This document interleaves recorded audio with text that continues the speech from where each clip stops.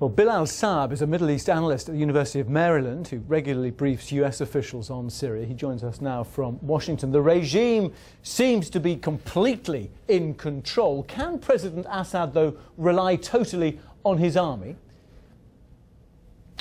I think so for the time being.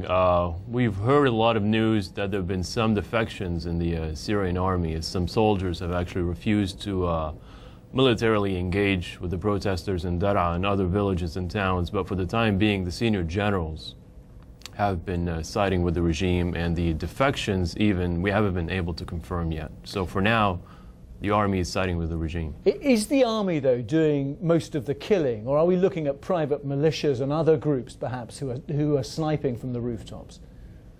That's a good question. I've tried to speculate on that in a recent article I wrote on the Syrian army and what choices it might take during the course of this demonstration.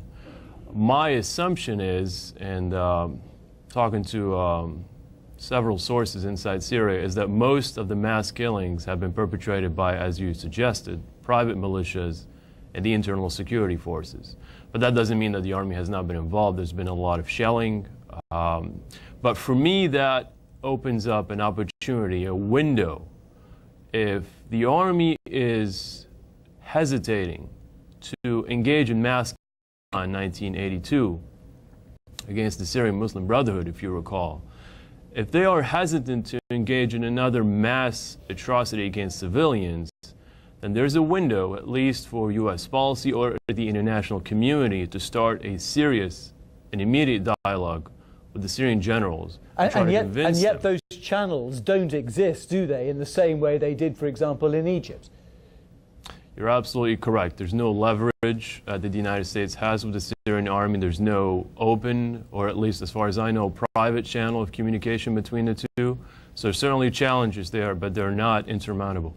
What are you hearing from the US administration in terms of what they're planning to do about Syria? I mean, there's no way a no-fly zone could be imposed in the same way as over Libya, but is there a hardening of the position there? My understanding is, having spoken to a State Department official last night, that there's the really confusion inside the administration over what to do.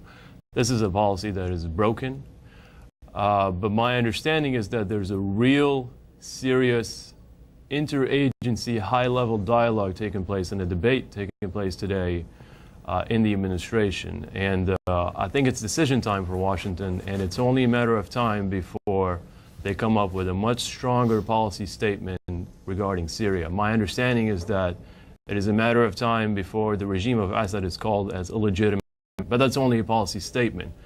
Whether or not you can back up that statement, it's an entirely different story. Implementation is something far more challenging than actually just making a policy statement. Okay, Bilal Saab in Washington, thank you very much indeed for speaking to us. Thank you.